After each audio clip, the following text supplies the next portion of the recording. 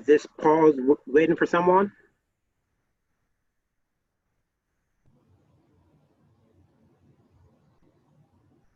I think you can begin, Doctor.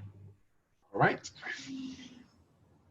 Well, friends and ladies and gentlemen, I would like to take this opportunity to welcome each and every one of you today in the first of our public hearings by the George Floyd Police Reform Commission.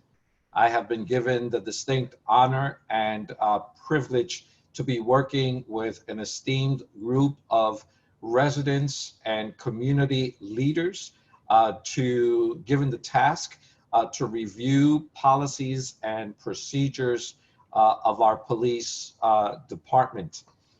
I am grateful as well to make mention and to thank the leadership of the Honorable Mayor Adrian O. Mapp, who is here with us. And Mayor Mapp, we welcome you, and if you wish to share some words. Thank you, Dr. Reverend Aloyo. First, let me again thank each and every one of you, the members of the commission, for agreeing to take on this very important responsibility.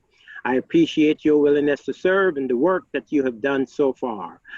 I am glad that we have gotten to this point where we are having members of the public involved, because I believe that as we go down this road that we are hoping will lead to transformational change in terms of policing policies, not only in our city, but in our state and nation. I think it is important that we get input from the public at large. So I really do hope that the public will join us this evening and let us have their input so that we can come up with the best work product possible, and that the work product that will come out of this commission will be a very important document that will help to inform policing policies in our city, state, and nation. So again, I thank each and every one of you, and I look forward to hearing the input from the members of the general public. And so I turn it back to you, Doctor. Thank you, Mayor Mapp. We appreciate you and appreciate your leadership, and thank you for those words of welcome. At this moment, as I prefaced my statement before, I am given this opportunity to serve as the chair of the George Floyd Police Reform Commission, and to work with able staff from the Office of the Mayor, as well as Director Burgess, and with individuals in whom I will at this moment introduce. And so it gives me a distinct honor to introduce Councilwoman Ashley Davis, who is a member of the commission, as well as Catherine Duve-Cole, Laura Langner, Raisa Baraka, Tuisha Rogers Simpson, Bill Davis, Christian Esteves, Bobby Gregory, and Canon Leroy Lyons. We have been served ably in the past few weeks by our staff, Jazz Clayton Hunt, who is the Chief of Staff and Director of Communications and Technology, Lisa Burgess, who is the Director of the Plainfield Police Department, and Abubakar Jalot, who is our city clerk. Allow me to, at this moment as well, citizens of Plainfield, to share the following opening statement. Our society has certainly witnessed yet again how this nation's long legacy of racism continues to damage and destroy the lives of Black and brown people. The heartless killing of George Floyd in Minneapolis occurred soon after the unjust shootings of Ahmaud Arbery in Georgia and Breonna Taylor in Louisville. It coincided with the appalling harassment of Christian Cooper in New York's Central Park, an incident that demonstrated how easily a racist complaint could put a Black man in danger. The COVID-19 pandemic itself has killed Black and brown Americans at higher rates than other groups, magnifying disparities in healthcare and economic well-being. The conversations have intensified in the intervening months as additional incidents of police violence and misconduct continue to expose the systemic and widespread failures of our policing and criminal justice systems. Community members, often led by tenacious young leaders, planned direct actions, walkouts, and acts of civil disobedience to demand accountability and recognition that Black lives matter. From New York to Seattle, outraged elected officials walked out of city council meetings and state buildings with their hands up to express solidarity with and commitment to the movement for police and criminal justice reform. Communities across the country that have lived for too long under the weight of discriminatory policing and mass incarceration are calling for transformation of our policing and criminal justice systems. They are making it clear that it is time for policies to first and foremost reflect the concerns and solutions of communities most affected by flawed policing practices. Communities are demanding meaningful oversight of law enforcement, accountability, an end to the criminalization of communities of color, and state investments beyond federally sponsored tanks and additional police. While media attention waxes and wanes, the groundswell of anger and grief unearthed by the public killings of sons, daughters, fathers, mothers, and transgender sisters and brothers has started to translate into meaningful policy reform at the local, state, and national level. Organizers, community leaders, advocates, elected officials, and law enforcement are thinking through how to address the endemic problem of police brutality and mass criminalization. On July 1, 2020, Mayor Adrian O'Mapp announced that the city of Plainfield launched a George Floyd Police Reform Commission. The commission's goal is to review current policing policies and procedures of the Plainfield Police Department and make recommendations that will be submitted in a public report. The report will be submitted to the governor's office, the Union County Prosecutor's Office, and the State Attorney General's Office. The commission comprises, as I introduced these colleagues as we began our meeting, a diverse group of Plainfield residents whose report and recommendations will be presented at the culmination of private deliberations of this commission and 2 public sessions, this being the first and next Tuesday being the second. Due to the urgency of the matter, this process is moving forward carefully and expeditiously with the support of the mayor, city staff, and the director of the police. It is our hope that by mid-August, the George Floyd Police Reform Commission will have a final product for submission. The George Floyd Police Reform Commission is intended to be a temporary one-time commission with its conclusion by mid-August. The public hearing today is to receive from the citizens of Plainfield to hear of your concerns and helpful insights and recommendations that can assist this commission in its deliberation, in its analysis, and recommendations. This is not a platform to request information on past specific cases, for we do not have information on those details.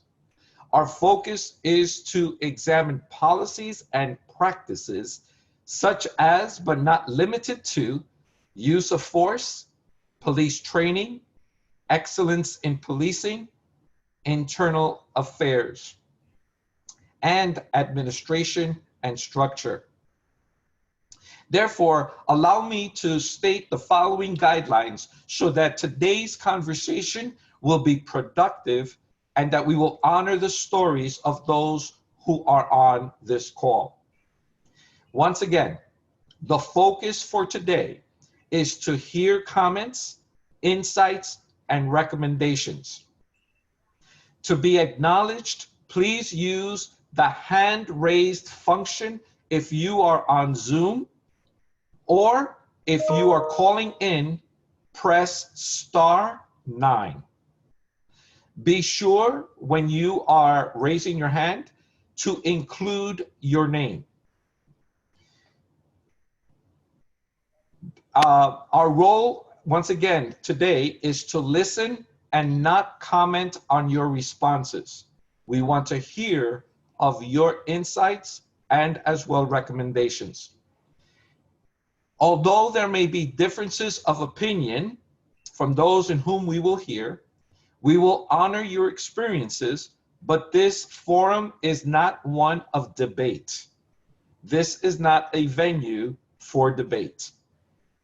The hearing will be recorded via this Zoom platform, and this recording will be made public shortly after our conversation today.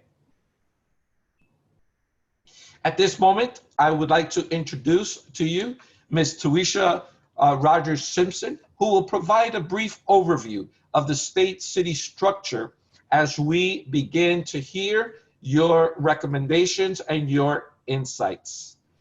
Ms. Tuisha Rogers Simpson, the floor is yours.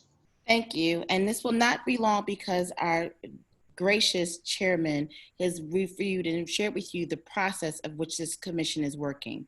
So just as a kind reminder and just as a guideline, again, the commission is put together and we will work together on a recommendation, and that recommendation will again go to the mayor's office, which we will share with the council, which will always be shared with the councilman, as well as the director of the director.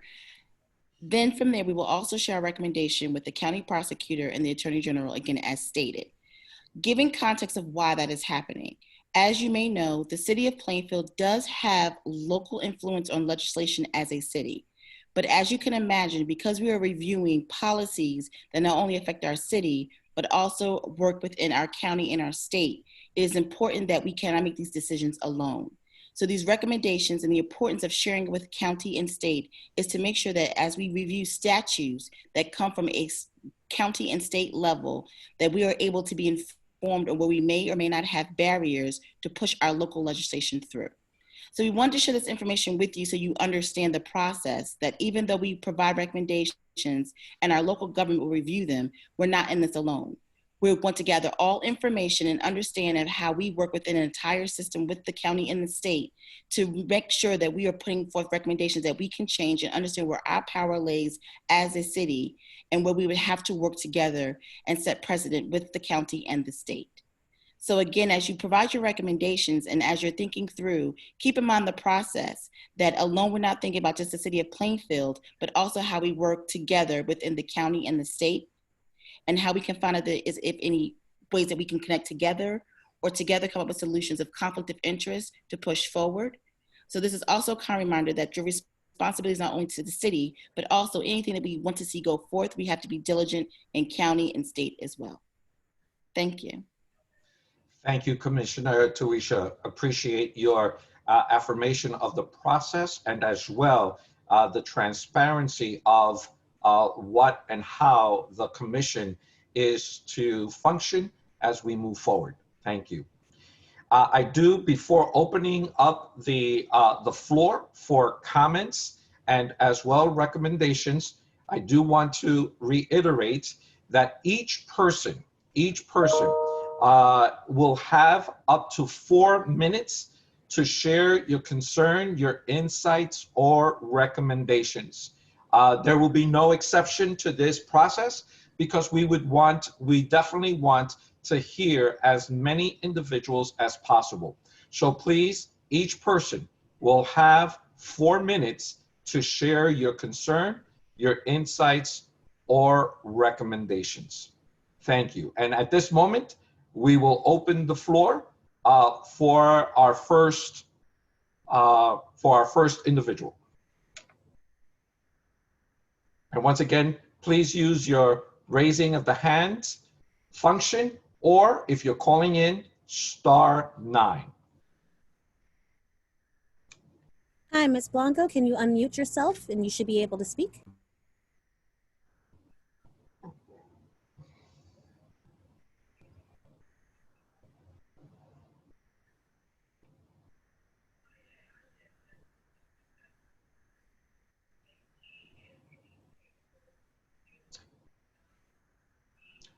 We are unable to hear. I hear something faint, but I'm not able to hear completely. I believe she's still muted. She's still muted on my end. Okay.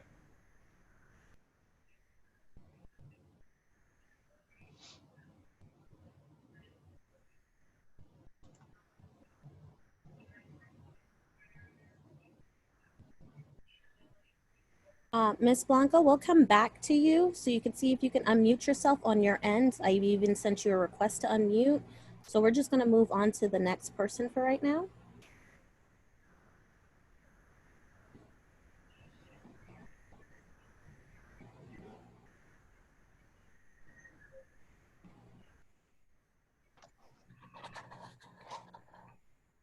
Harry, you should be able to speak now. Yes, can you hear me now? Yes. Thank you very much for the honor and opportunity to speak before the committee, Dr. Loyo and Councilman Davis and the other civilian members of the committee. I'm a retired fair housing attorney that, along with about 50 other policy experts, work on a pro bono basis to help civic trustees in 6 cities, including Plainfield. And the Plainfield civic trustees, who are about 20 citizens, Sharon Moore and others are here tonight with us, have decided to prioritize their work on policing reform after the George Floyd tragedy. They recruited myself from our Law and Policy Task Force, and also 2 others, Giles Shipp, who is the president of the National Organization of Black Law Enforcement Executives, and Rich Rivera, who is the co-founder of the National Latino Police Officers Association, and also a senior research fellow on policing at Seton Hall Law School. We do this in appreciation of the Plainfield Civic Trustees service that they give in monthly meetings, searching for solutions that, number 1, have evidence that they've worked in other cities before. Number 2, are cost effective, meaning they will not increase the budget and hopefully reduce it. And number 3, that they benefit the entire community, that they benefit all. I will try in 5 minutes or less to show you how the policing reform, which we have submitted in writing to you in both a full form and a 1-page summary, meets those criteria. We call it the culture change policing reform. It's based primarily on the Camden use of force as a last resort policy. And it has evidence that it dramatically reduces excessive force incidents, in some cases eliminating them for a year at a time entirely. It also has the benefit of being cost effective because it reduces costs to the police department associated with lawsuits for excessive force. And finally, it benefits the entire community because it not only benefits the civilians, but it benefits the police officers by reducing injuries to police officers. We don't believe that this policy is the only solution, but we believe that before other solutions can really take hold and have lasting effect, there needs to be culture change. The 2 most essential elements of this policy that effectuate culture change are, 1, that the policy requires that police promotions, individual officer promotions up to sergeant, lieutenant, and so on and so forth, be based in significant part on the use of force record of the individual officer, and that supervisory officers' promotions be based not only on their own record, but on the records of the officers whom they supervise. Tying use of force behavior with promotions and career advancement, in short, tying it to the money, is a powerful incentive to change the culture. The second means of changing the culture is an annual performance review of the de-escalation measures called for in the policy. Right now, annually, use of force training is 7 hours for every 1 hour of de-escalation training. The policy calls for a move to balance or even make stronger the amount of de-escalation training. The policy also calls for de-escalation practices that are required with specific measurable metrics and constant review immediately after the incident. I'm sorry to cut you off, Mr. Chairman. We've exceeded the 4 minutes allowable for the speaker. Can I just conclude then? Yes, please, if you can conclude. Simply say to you that we're willing to work with you as we have in other cities. Our experts will meet with the police director or your commission separately. We don't believe the policy is a cure-all. It will be tailored to meet the needs of Plainfield and the particulars of Plainfield. And we thank you very much for the opportunity to present this policy overview. Thank you, Mr. Puzicki. We appreciate your time, and as well to share an overview and the hard work in providing this de-escalation policy, of which we will take into consideration. Thank you. Thank you so very much.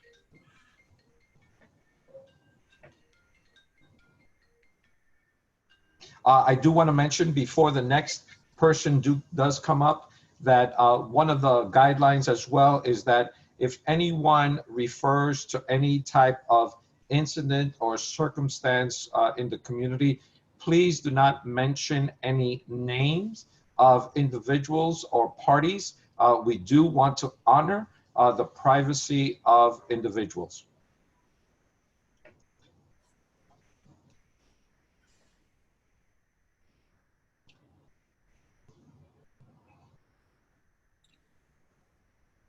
Would anyone like to speak? Please use the hand raise option. Also, if you don't feel comfortable with verbally speaking, we do have a Q&A section where you can type in your question.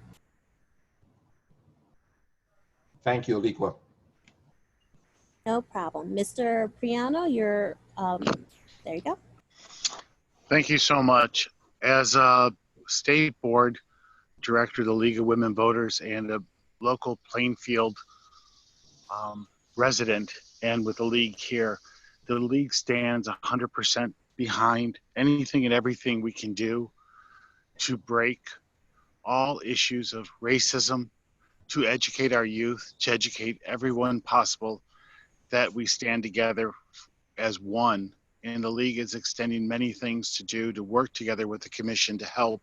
And we have boots on the ground all over the state to help us grow numbers and to understand everything's happening. Thank you very much. Thank you, Mr. Priano, for your work and for your service and for the offer of collaboration.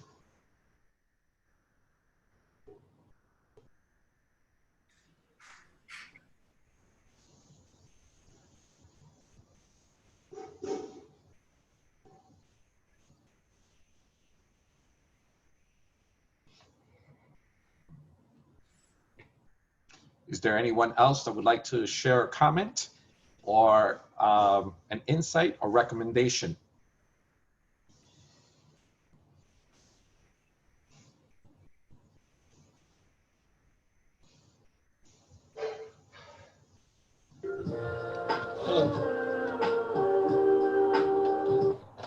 Hello.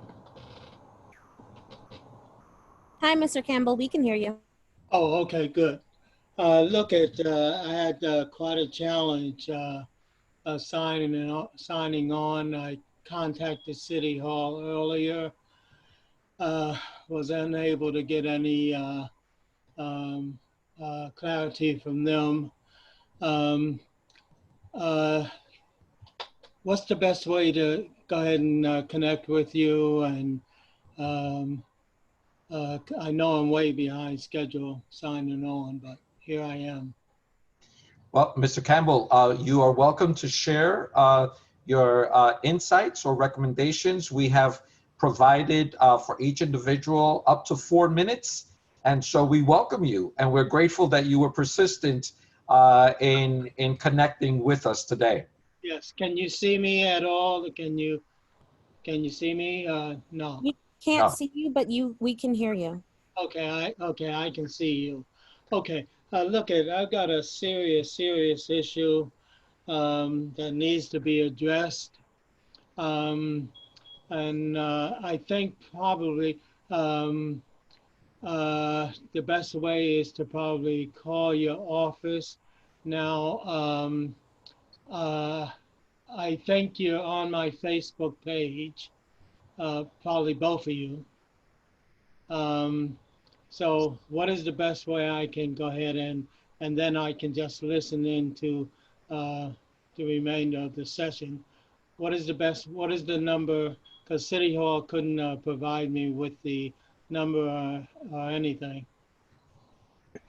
You can call the city clerk's office, 908-753-3222. That's 908-753-3222. And unless you have any comments to the commission regarding their report for the George Floyd Police Reform Commission, you can just mute yourself, and then we'll just proceed with the meeting. And you can give the city clerk's office a call from 9 to 5. I'm sorry, from 10 to 4 tomorrow or any day this week. Okay, 753-3222. Okay, because I mean, everything is documented, and this is a major situation. It needs to be addressed. It's got to be addressed. There's a lot of folks that's involved, a lot of departments. Okay, give me a call. Give me a call tomorrow. I look forward to hearing from you. Okay, we're going to proceed with the meeting. Okay, good. Thank you. Thank you, Mr. Campbell. I'll listen in.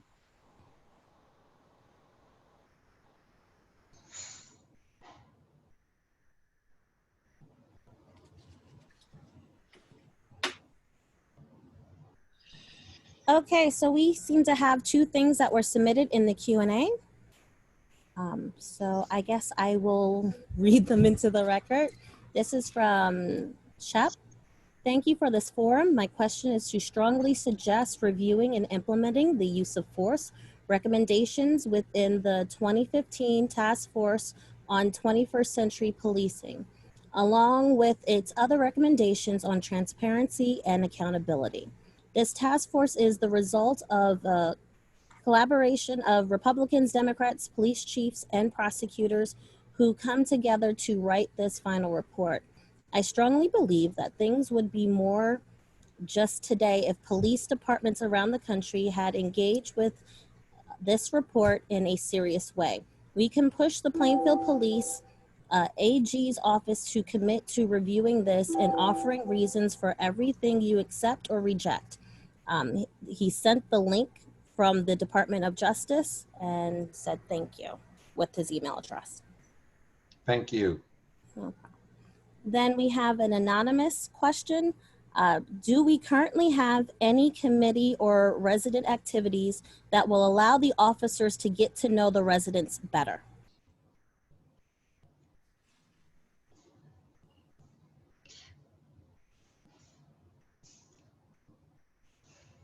What I could respond with that is that is one of the items that we are examining and exploring as part of our review process on policies and practices.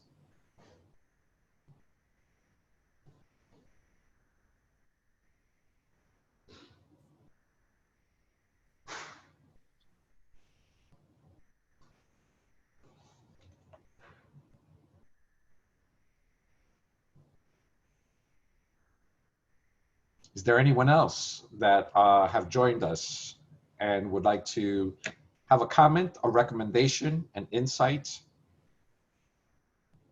Was Ms. Blanco able to get her self unmuted? Because she had a comment earlier. She hasn't raised her hand again, so I wasn't sure if she still would like to comment. Ms. Blanco, if you would like to comment again, can you please raise your hand? Okay.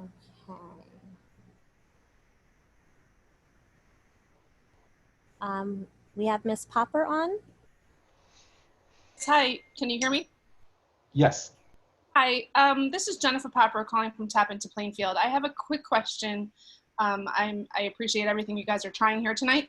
I was wondering, does the police department, a couple years ago, they had done a use of force demonstration. Is that still currently being used to train officers?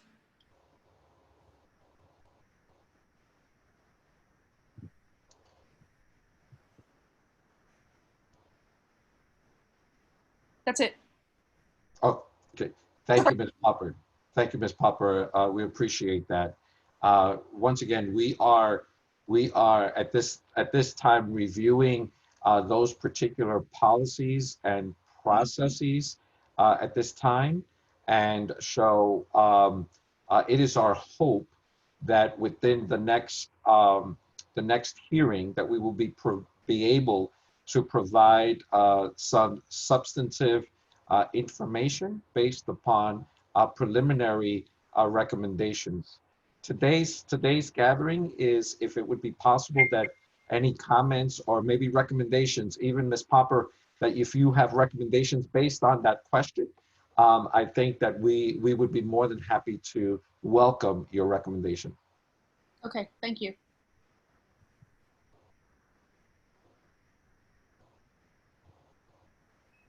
Okay, we have two more comments in the Q&A.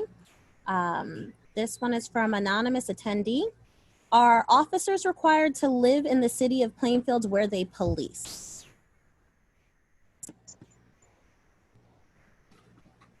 And the second one was, yes, we need our police department to know the community they serve by name. Thank you.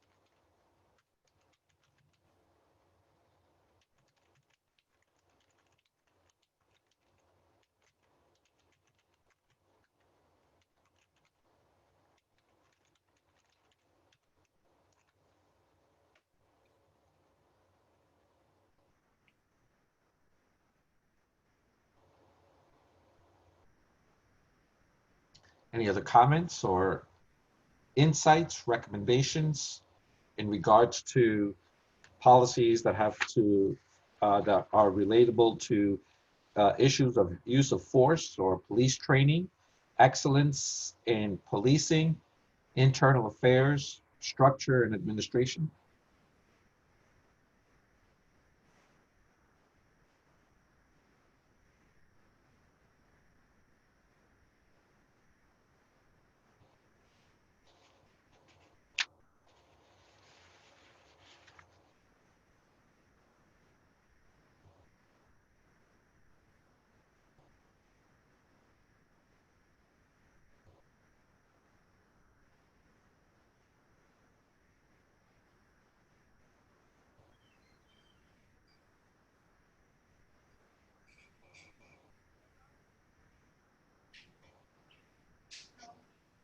There's a question in the Q&A chat box. This question's from Nancy Jordan. It says, please review the racial disparities of discipline among the police officers in Plainfield. Black officers seem to be judged harsher while other officers are given a slap on the wrist. Thank you for that insight and comments to the individual who provided that.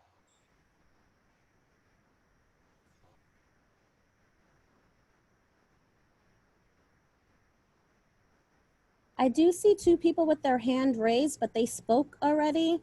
From my understanding of the meeting, you only get your first 4 minutes. You don't get the ability to speak again.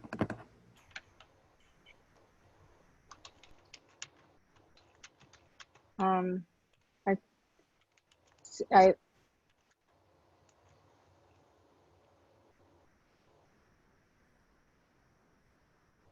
That is correct, Alicia.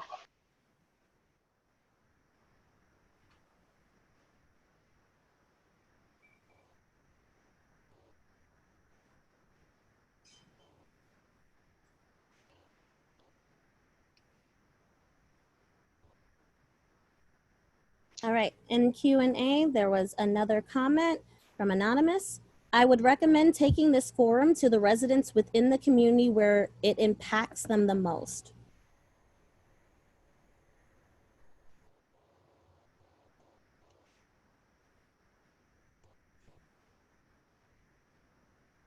Thank you.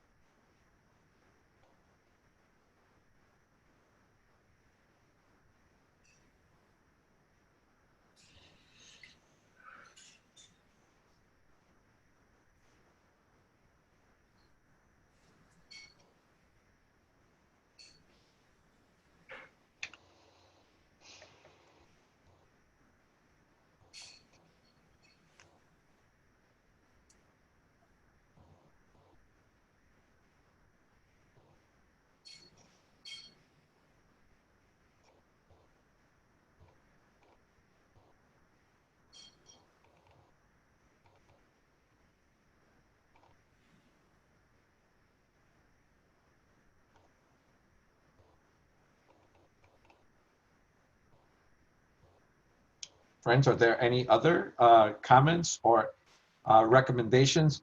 We completely acknowledge that this Zoom platform is not the optimal means of communication. As we know, public hearings would be wonderful to have in person, but given the circumstances that we are all experiencing as a country and as a state and as a city, our priority is for the health and welfare of each individual.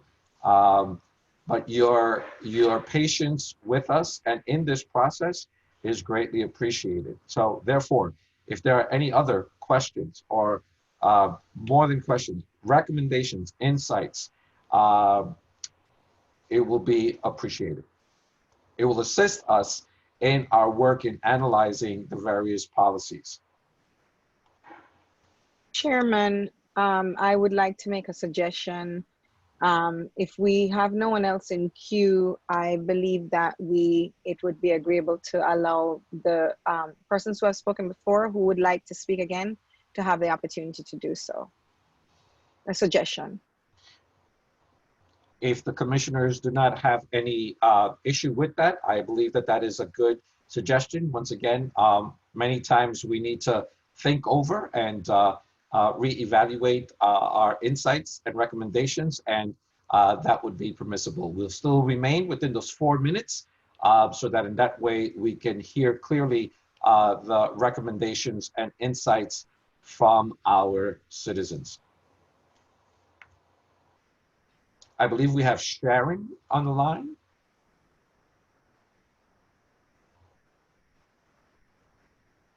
Hi, Sharon, you have to unmute yourself. Hello, yes. Can you hear me? Yes. Hi, my name is Sharon Moore. I'm with the Plainfield Civic Trust. Mr. Harry Kozicki just spoke earlier in the beginning of the meeting. I'm here to represent the forms that we're trying to provide to the Plainfield City Police regarding basically the de-escalation plan. And basically, we just wanted to let you know that we're interested in making sure that the police officers, before they are moved up or presented for promotion, that their record and everything is reviewed, and to make sure that they're promoted based on good behavior. And if they have some other problems, that everything would come up, you know, and everybody would be aware if they had any problems or had any previous, you know, incidents with other individuals. And also, it's important to recognize the mental illness and people who have autism for the police officers. So if they come across someone, just basically to try and talk to them, because so many people have mental illness.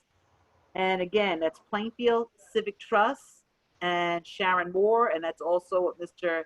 Harry Fazicki. And we are offering the de-escalation program for the city of Plainfield, the police department. Thank you so much for giving me the chance to speak. Ms. Moore, thank you so much as well for reiterating and also emphasizing on the de-escalation policy that incentivizes culture change. We are in receipt of that document and will definitely take it into consideration as we are analyzing the policies and practices. Thank you for your great work thus far. Thank you.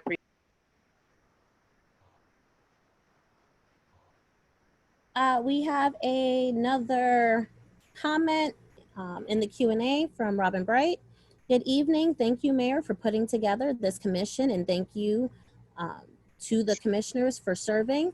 As a member of the Plainfield Civic Trust, I strongly encourage the commission to utilize as much of the process as possible that was outlined by Mr. Pulaski.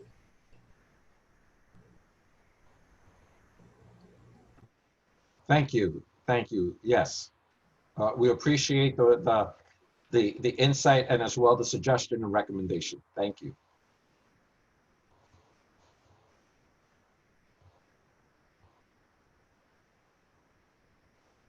May I speak now? Yes, Mr. Pazicki. Yes. Yeah, with apologies that I didn't finish. I thought there was a longer time frame. I just wanted to add one part of the policy that I wasn't able to include in my earlier remarks. As I said before, this is a policy designed to change the culture of force toward de-escalation so police officers can truly become peace officers. And the main method of incentivizing it is, as Sharon Moore pointed out, holding them accountable at the time of promotion, making their career advancement tied to their ability to be a peace officer and use good de-escalation techniques. And while there are a lot of other parts of the policy, the other part that creates the culture change is the creation of a citizens' Public Safety Advisory Council.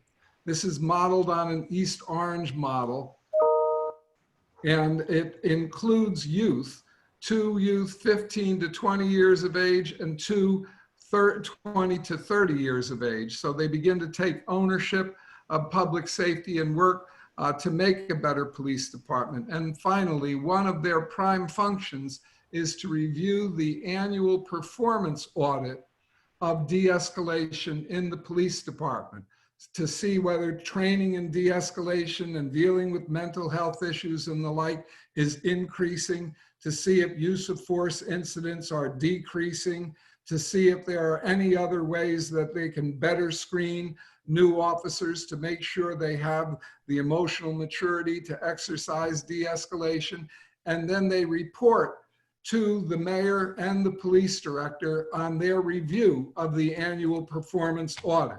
So this brings the community into the process of continuing improvement and culture change. Finally, I again offer the expertise of our Giles Shipp, president of the National Organization of Black Law Enforcement Executives, and I might add a member of the state's Police Training Commission, and Rich Rivera, co-founder of the Latino Police Officers Organization and an expert in policing at Seton Hall Law School. We have met already with the police director and They're training officers in Perth Amboy. We have worked with the mayor and the police director in Trenton, and we are working in several other cities accordingly. So without charge and without pressure, because we only want to inform and make available these any kind of changes that would be needed to tailor the policy to Plainfield. So we are at your disposal on behalf of the Plainfield Civic Trustees, because they voted unanimously to advance this policy. And I thank the board for the second opportunity to speak.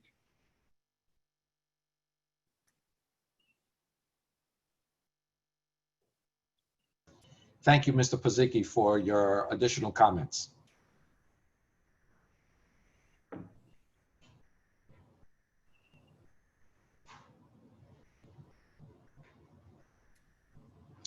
Mr. Campbell? Yes. Look, I was able to copy some contact information. I've got the phone number. Everything, everything that concerns me is documented. It is unquestionable. Last two police officers that I had contact were professional, but they did not follow up. As they were here at my home, they did discover certain documentation, which would also add to address some of the questions. So it is extremely important that I make the contact. I've got the phone number. I've got some additional information, but this is documented, no question about it. And it's systematic. The whole system has been corrupted at every level.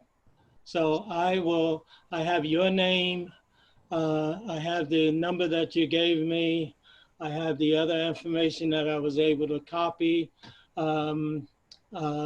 So it's all documented in all the records, even up to the governor's office and beyond. Thank you, Mr. Campbell. I believe that based upon your comments, it would be prudent to follow up, as our city clerk has mentioned, that you can give a call tomorrow between 10 a.m. and 4 p.m. To continue to follow up with your particular situation. At this moment, we wish to continue to open the floor for individuals who may be having a recommendation or a comment that can assist us in our review process. But thank you so much, Mr. Campbell. I thank you, and I will follow up. Thank you.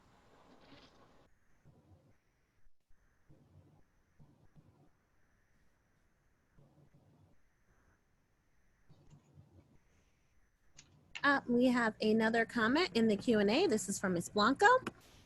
My name is Amelia Blanco, founder and executive board member from the Plainfield Anti-Violence Coalition. On the behalf of the PAVC, we wanted to thank you for this forum and commitment to addressing police reform issues. We wanted to let the commission members here know to please feel free to dialogue with us on the excessive use of force issues, as we have been on the forefront of these issues before when it was unpopular. We've had many members interested in attending this meeting to voice their concerns. May I suggest that in the future, an earlier accessible virtual meeting platform such as Facebook Live be utilized, especially when you can benefit with reaching out to segments of the community that are hard to reach. We look forward to hearing more information about the commissions on their finding, and we can be reached at, and they left an email address. Ms. Blanco, thank you so much for your insights, and as well your work as an executive board member from Plainfield Anti-Violence Coalition, and we appreciate the collaborative spirit of which you have shared your comments.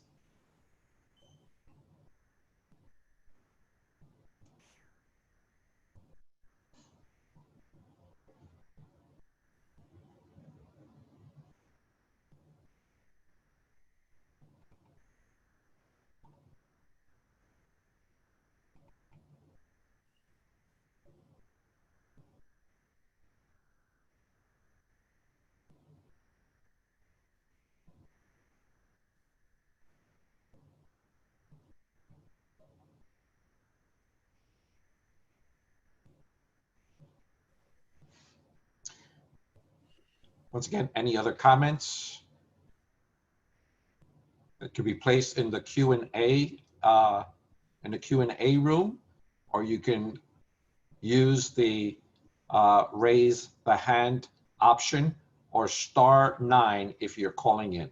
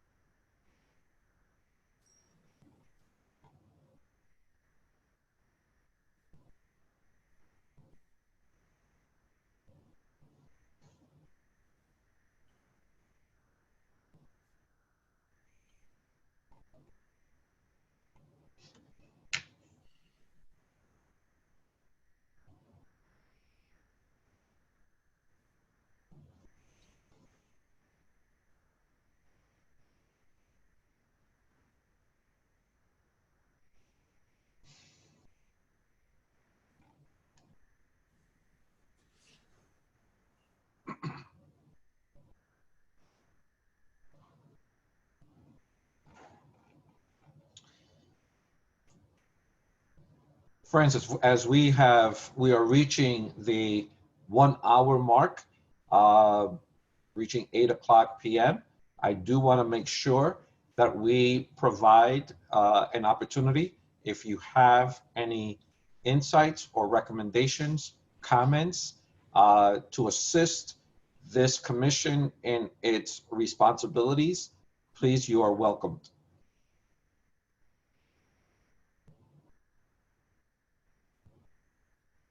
Mr. Chair, as we're waiting for other people to maybe raise their hand, can I ask if we can provide an email address in the comments where people can send documents to the commission or any of their comments, as they may be reaching out to others in the weeks to come?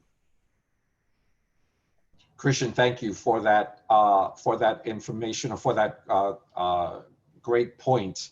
And I'm wondering if that would be something that we can ask either Aliqua or Jazz. Is that possible that we could put up an email address in order to receive additional comments throughout the course of this week? Mr. Chairman, Commissioner Estevez, yes, we can set that up. We'll set that up tomorrow, and we will broadcast it on our social media, and we will put that in the newsletter so that those questions can be addressed at the next meeting. We will also, in response to Ms. Blanco's question, we will ensure that we have a social media platform to broadcast live to for the next meeting, the city's Facebook page. Thank you, Jazz. I appreciate the follow-up. And Christian, thank you, Commissioner Estevez, for raising that, because we want to broaden the communication vehicles in order to receive comments and insights from the citizens of Plainfield.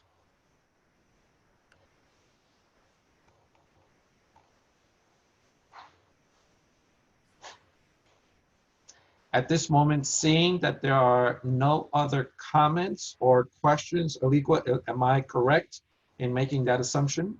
You are correct. There's nothing in Q&A, and there's nobody with a hand raised. Then if there are no objections from the commissioners of the George Floyd Police Reform Commission, then I would declare that this hearing is closed. I will also make sure to announce that our next hearing is on Tuesday, August 4 at 7 p.m. Once again, Tuesday, August 4 at 7 p.m. And we will make sure, as it is currently on various social media tools, the information can be found with the appropriate links. In the interim, between today and the 4th, please feel free to communicate with us with the email address that is going to be provided, as was mentioned just a few seconds ago. With that being said, to all who participated and all that provided comments and questions and insights, we appreciate your commitment and dedication. We appreciate your time, and know that we will be taking this information into consideration as we deliberate on our review process. Also, please note that the recording of today's session will also be made public in our social media vehicles and instruments. Thank you. Thank you all, and may you all have a good rest of the evening. I will ask if it's possible if the commission just can stay online for a few minutes. Yes. Okay, so I'm going to pause the recording then if you guys are going to have a separate meeting. Thank you.